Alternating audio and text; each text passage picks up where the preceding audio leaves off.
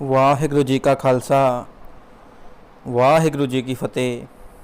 ਤੁਸੀਂ ਵੇਖ ਰਹੇ ਹੋ ਕਥਾ ਗੁਰਬਾਣੀ ਵਿਚਾਰ।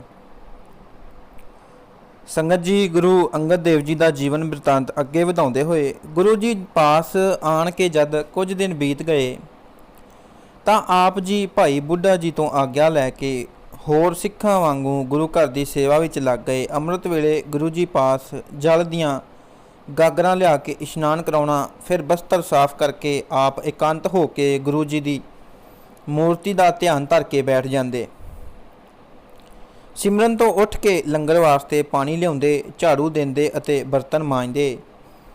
ਆਪ ਜੀ ਸੇਵਾ ਵਿੱਚ ਇਤਨੇ ਤਤਪਰ ਰਹਿੰਦੇ ਕਿ ਆਪ ਜੀ ਨੂੰ ਖਾਣ ਪੀਣ ਤੇ ਪਹਿਨਣ ਦੀ ਕੋਈ ਲਾਲਸਾ ਨਾ ਰਹੀ। ਅਣਥੱਕ ਰਾਤ ਦਿਨ ਸੇਵਾ ਕਰਨ ਕਰਕੇ ਆਪ ਜੀ ਦਾ ਸਰੀਰ ਲਿੱਸਾ ਹੋ ਗਿਆ ਅਤੇ ਸਰੀਰ ਦੇ ਪਹਿਨਣ ਵਾਲੇ ਕੱਪੜੇ ਵੀ ਮਸਤਾਨੇ ਰਹਿੰਦੇ ਸਨ। ਗੁਰੂ ਜੀ ਨੇ ਆਪ ਜੀ ਦੀ ਸੇਵਾ ਉੱਤੇ ਪ੍ਰਸੰਨ ਹੋ ਕੇ ਇੱਕ ਪਰਨਾ ਦਿੱਤਾ, ਜੋ ਆਪ ਜੀ ਨੇ ਗੁਰੂ ਜੀ ਦਾ ਪ੍ਰਸ਼ਾਦ ਸਮਝ ਕੇ ਸਿਰ ਉੱਤੇ ਲਪੇਟ ਲਿਆ। ਆਪ ਜੀ ਤਨ ਕਰਕੇ ਗੁਰੂ ਜੀ ਦੀ ਸੇਵਾ ਅਤੇ ਮਨ ਕਰਕੇ ਗੁਰੂ ਜੀ ਦਾ ਨਾਮ ਚਿੰਤਨ ਕਰਦੇ ਰਹਿੰਦੇ।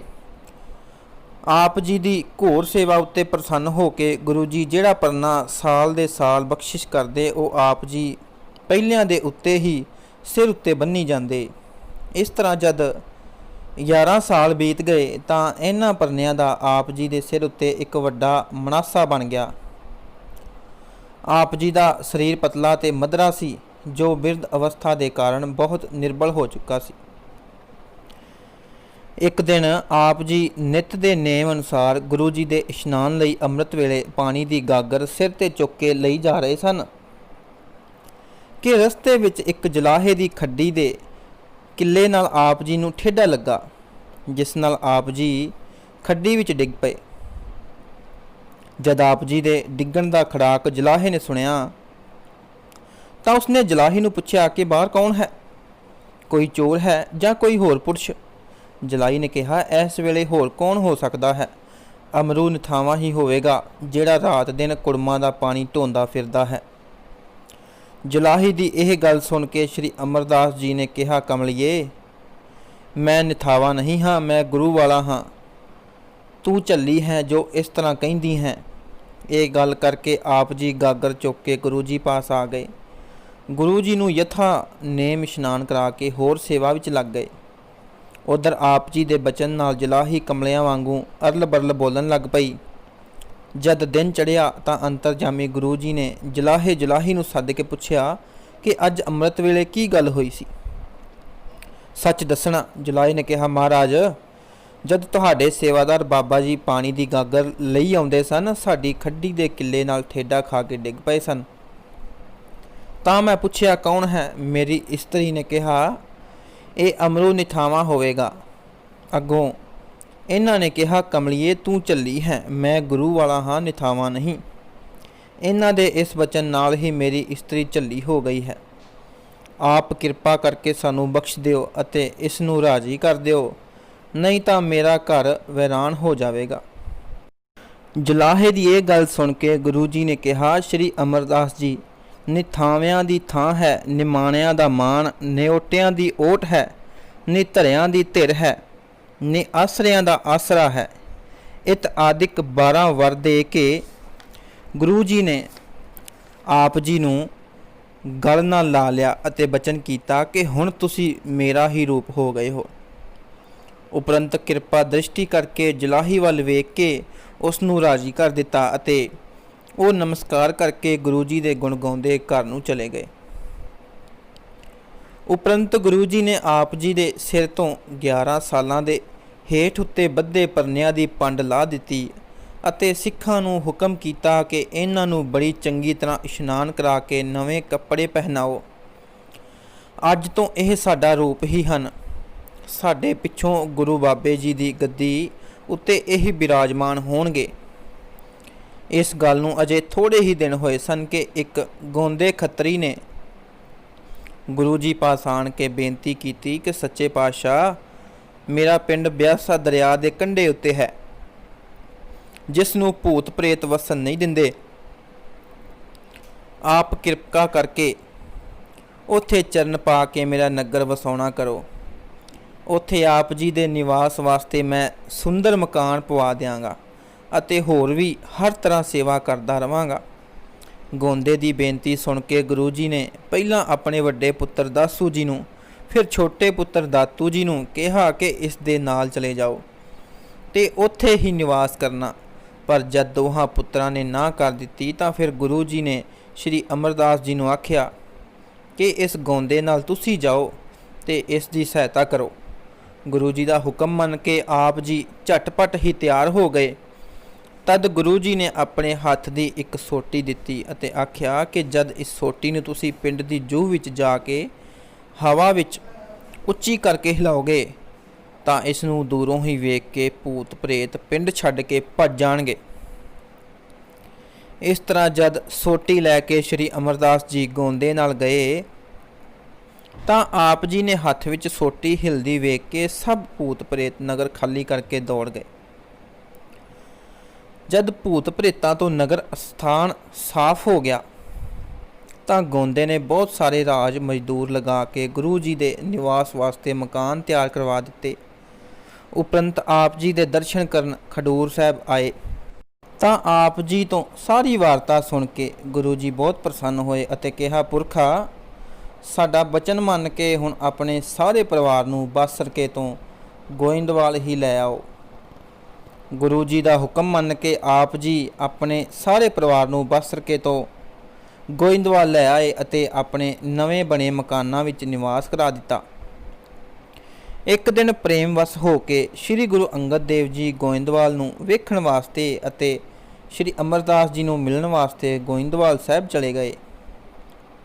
ਉੱਥੇ ਆਪ ਜੀ ਦੇ ਨਿਵਾਸ ਅਸਥਾਨ ਨੂੰ ਵੇਖ ਕੇ ਗੁਰੂ ਜੀ ਬੜੇ ਪ੍ਰਸੰਨ ਹੋਏ। ਉਪਰੰਤ ਗੁਰੂ ਜੀ ਆਪ ਜੀ ਨੂੰ ਬਿਆਸ ਨਦੀ ਦੇ ਕਿਨਾਰੇ ਲੈ ਗਏ ਅਤੇ ਬੈਠ ਕੇ ਕਿਹਾ ਕਿ ਜਗਤ ਨੂੰ ਨਾਸਵੰਤ ਜਾਣ ਕਰਕੇ ਝੂਠਾ ਸਮਝਣਾ ਅਤੇ ਜਿਹੜਾ ਇਸ ਦਾ ਆਸਰਾ ਰੂਪ ਆਦਿ ਅੰਤ ਪ੍ਰਕਾਸ਼ ਹੋ ਰਿਹਾ ਹੈ ਉਸ ਨੂੰ ਆਪਣਾ ਰੂਪ ਸਮਝੋ। ਉਸ ਸਤਚਿਤ ਆਨੰਦ ਬ੍ਰਹਮ ਨੂੰ ਆਤਮਾ ਰੂਪ ਜਾਣ ਕੇ ਆਪਣੀ ਬਿਰਤੀ ਨੂੰ ਉਸ ਵਿੱਚ ਜੋੜਨਾ ਕਰੋ। ਇਸ ਤਰ੍ਹਾਂ ਗੁਰੂ ਜੀ ਨੇ ਆਪਣੀ ਜੀ ਨੂੰ ਬ੍ਰਹਮ ਗਿਆਨ ਦਾ ਪ੍ਰਕਾਸ਼ ਕਰਕੇ ਆਪਣੇ ਸਮਾਨ ਹੀ ਕਰ ਦਿੱਤਾ। ਉੱਥੋਂ ਉੱਠ ਕੇ ਜਦ ਗੁਰੂ ਜੀ ਖਡੂਰ ਨੂੰ ਵਾਪਸ ਆਏ ਤਾਂ ਸ੍ਰੀ ਗੁਰੂ ਅਮਰਦਾਸ ਜੀ ਗੋਇੰਦਵਾਲ ਦੀ ਜੂਹ ਦੀ ਹੱਦ ਤੱਕ ਤੋਰਨ ਗਏ ਅਤੇ ਇੱਥੋਂ ਨਮਸਕਾਰ ਕਰਕੇ ਵਾਪਸ ਗੋਇੰਦਵਾਲ ਸਾਹਿਬ ਆ ਗਏ। ਸ੍ਰੀ ਗੁਰੂ ਅੰਗਦ ਦੇਵ ਸਾਹਿਬ ਜੀ ਨੇ ਆਪਣੇ ਸਰੀਰ ਤਿਆਗਣ ਦਾ ਸਮਾਂ ਨੇੜੇ ਵੇਖ ਕੇ ਸਭ ਸੰਗਤ ਨੂੰ ਪ੍ਰਗਟ ਕਰ ਦਿੱਤਾ ਕਿ ਅਸੀਂ ਹੁਣ ਆਪਣਾ ਸਰੀਰ ਤਿਆਗਣਾ ਚਾਹੁੰਦੇ ਹਾਂ। ਆਪ ਜੀ ਦੀ ਇਹ ਇੱਛਾ ਦੂਰ ਨੇੜੇ ਸਾਰੇ ਹੀ ਫੈਲ ਗਈ, ਜਿਸ ਨੂੰ ਸੁਣ ਕੇ ਬਹੁਤ ਸਿੱਖ ਸੰਗਤ ਗੁਰੂ ਜੀ ਦੇ ਅੰਤਿਮ ਦਰਸ਼ਨ ਕਰਨ ਵਾਸਤੇ ਖਡੂਰ ਪਹੁੰਚ ਗਏ। ਉਪਰੰਤ ਗੁਰੂ ਜੀ ਨੇ ਇੱਕ ਸੇਵਾਦਾਰ ਭੇਜ ਕੇ ਸ੍ਰੀ ਅਮਰਦਾਸ ਜੀ ਨੂੰ ਵੀ ਖਡੂਰ ਸਾਹਿਬ ਸੱਦ ਲਿਆ। ਜਦ ਸ੍ਰੀ ਅਮਰਦਾਸ ਜੀ ਆਏ ਤਾਂ ਗੁਰੂ ਜੀ ਨੇ ਸੇਵਾਦਾਰਾਂ ਨੂੰ ਆਗਿਆ ਕੀਤੀ ਕਿ ਇਹਨਾਂ ਨੂੰ ਇਸ਼ਨਾਨ ਕਰਾਓ ਅਤੇ ਨਵੇਂ ਕੱਪੜੇ ਪਹਿਨਾ ਕੇ ਸਾਡੇ ਪਾਸ ਲੈ ਆਓ।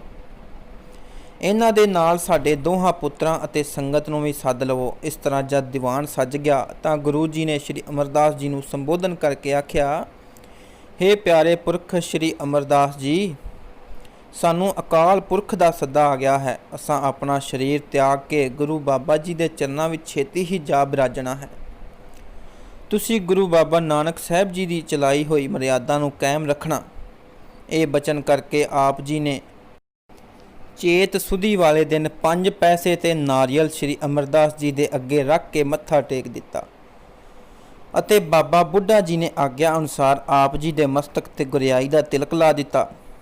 ਉਪਰੰਤ ਗੁਰੂ ਜੀ ਨੇ 3 ਪਰਿਕਰਮਾ ਕੀਤੀਆਂ ਅਤੇ ਆਪ ਜੀ ਨੂੰ ਆਪਣੇ ਸਿੰਘਾਸਨ ਉੱਤੇ ਬਿਰਾਜਮਾਨ ਕਰਕੇ ਪਹਿਲਾਂ ਆਪ ਨਮਸਕਾਰ ਕੀਤੀ ਅਤੇ ਫਿਰ ਸਭ ਸਿੱਖਾਂ ਤੇ ਦੋਹਾਂ ਸਾਹਿਬਜ਼ਾਦਿਆਂ ਨੂੰ ਆਖਿਆ ਕਿ ਵਾਰੀ-ਵਾਰੀ ਉੱਠ ਕੇ ਇਹਨਾਂ ਨੂੰ ਮੱਥਾ ਟੇਕੋ।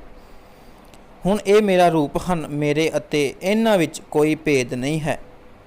ਗੁਰੂ ਜੀ ਦਾ ਬਚਨ ਮੰਨ ਕੇ ਸਾਰੀ ਸੰਗਤ ਨੇ ਮੱਥਾ ਟੇਕ ਦਿੱਤਾ, ਪਰ ਗੁਰੂ ਜੀ ਦੇ ਦੋਹਾਂ ਪੁੱਤਰਾਂ ਦਾਸੂ ਤੇ ਦਾਤੂ ਜੀ ਨੇ ਮੱਥਾ ਨਾ ਟੇਕਿਆ ਕਿ ਸਾਨੂੰ ਆਪਣੇ ਇੱਕ ਸੇਵਕ ਨੂੰ ਮੱਥਾ ਟੇਕਣਾ ਬਣ ਨਹੀਂ ਆਉਂਦਾ। ਗੁਰੂ ਜੀ ਨੇ ਸੰਗਤ ਪ੍ਰਤੀ ਬਚਨ ਕੀਤਾ, ਸਿੱਖ ਸੰਗਤ ਜੀ, ਅਸੀਂ ਹੁਣ ਆਪਣਾ ਸਰੀਰ ਤਿਆਗ ਕੇ ਸੱਚਖੰਡ ਨੂੰ ਜਾ ਰਹੇ ਹਾਂ।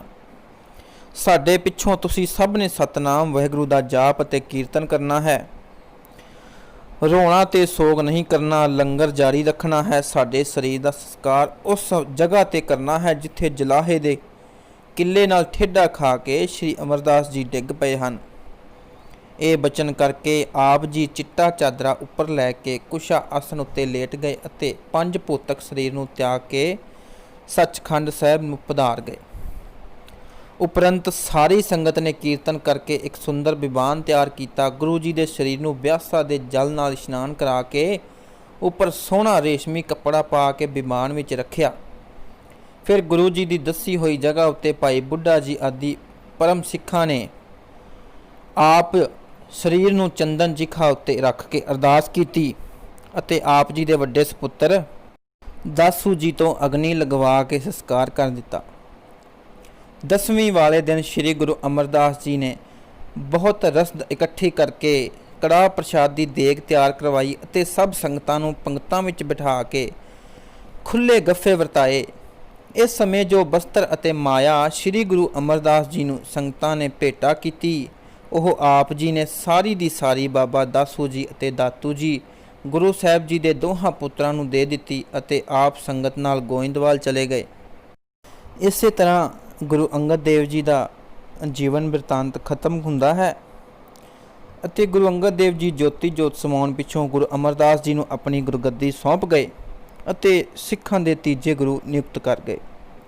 ਵਾਹਿਗੁਰੂ ਜੀ ਕਾ ਖਾਲਸਾ, ਵਾਹਿਗੁਰੂ ਜੀ ਕੀ ਫਤਿਹ। ਸੰਗਤ ਜੀ, ਜੇਕਰ ਤੁਹਾਨੂੰ ਇਸ ਕਥਾ ਵਿੱਚ ਕੋਈ ਭੁੱਲਣਾ ਲੱਗੀ ਹੋਵੇ ਤਾਂ ਦਾਸ ਨੂੰ ਮਾफ़ ਕਰਨਾ। ਵਾਹਿਗੁਰੂ ਜੀ ਕਾ ਖਾਲਸਾ, ਵਾਹਿਗੁਰੂ ਜੀ ਕੀ ਫਤਿਹ।